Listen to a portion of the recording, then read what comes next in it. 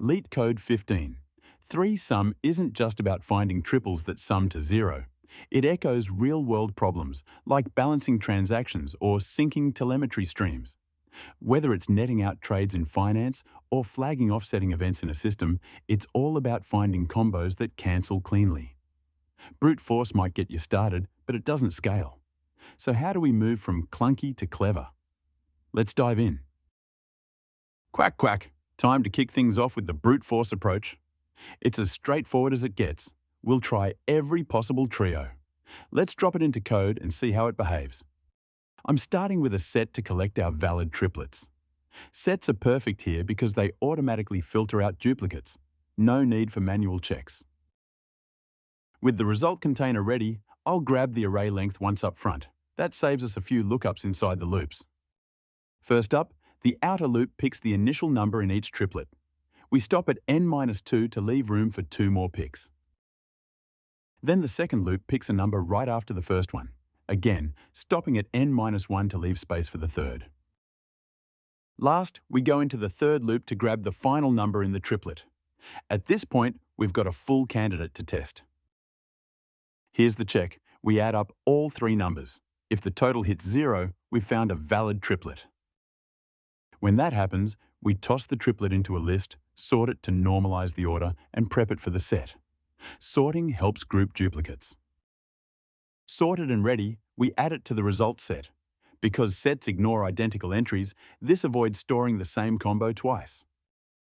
Once all loops wrap up, we convert the set to a list. That gives us a clean list of unique triplets that meet the criteria. Brute force runs in big O of n cubed, and with 3,000 elements, that balloons to over 27 billion checks. Space can also hit big O of n cubed if many triplets qualify. Not great, and you'll want to watch out for overflow if number sizes spike. So how do we skip the brute work? Think back to the two-sum problem. What if we could extend that idea to 3 numbers? Let's build on it. First, we'll set up a result set again to keep things unique. No need to recheck for duplicates if the structure handles it for us. I'll also store the array length for quick access throughout our loops. Now, we loop through each number as the possible start of a triplet. Like before, we stop 2 spots before the end to leave room. For every outer loop round, we track scene numbers in a new set. This helps us catch complement values on the fly.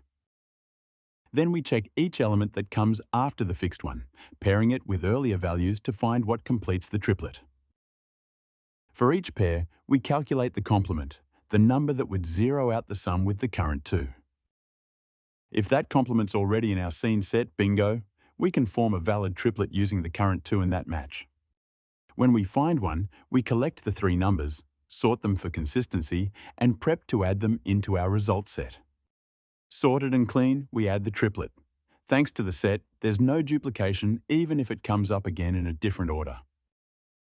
No matter what, we add the current number to the scene set so it can help complete future triplets. Once we've scanned all pairs, we convert the result set into a list to wrap things up.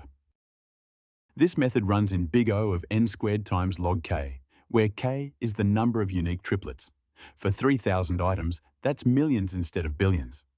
It does use extra space, big O of n for the scene set and big O of k for the results, but it's a smart trade-off. But we can still do better. There's some waste here from duplicate checks. Let's tighten it up with sorting and 2 pointers.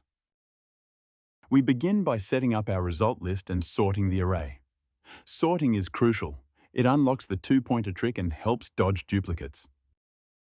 As always, I'll store the array length once so we're not recalculating it mid-loop. We now scan each number as the first in a potential triplet. We stop at n-2 since we need room for 2 more numbers. To avoid starting duplicate triplets, we skip any element that matches the one before it. This keeps our fixed start values unique. With our first number locked, we launch the 2-pointer search. One pointer starts right after it, the other at the array's end. While the left pointer is before the right, we check the sum of these 3 numbers, our current triplet candidate. If the total is 0, that's a valid hit. We drop it straight into the result list. Now, since sorted arrays can have duplicates side by side, we slide the left pointer past any repeats after a hit. And do the same for the right pointer to skip over repeated values there too. With duplicates cleared, we move both pointers inward to keep hunting for new valid pairs. If the sum is too small, we push the left pointer right to grab a bigger number. Thanks to sorting, we know that'll increase the sum. If the sum is too large, we shift the right pointer left to reduce the total, pulling in smaller values from the end. After all passes are done, we return the list we've built, all valid, unique triplets found along the way.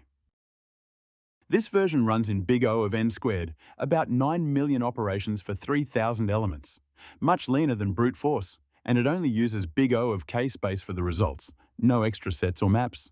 It's a top-tier approach for interviews and real systems alike. We started slow with brute force, exhaustive, heavy, and not scalable.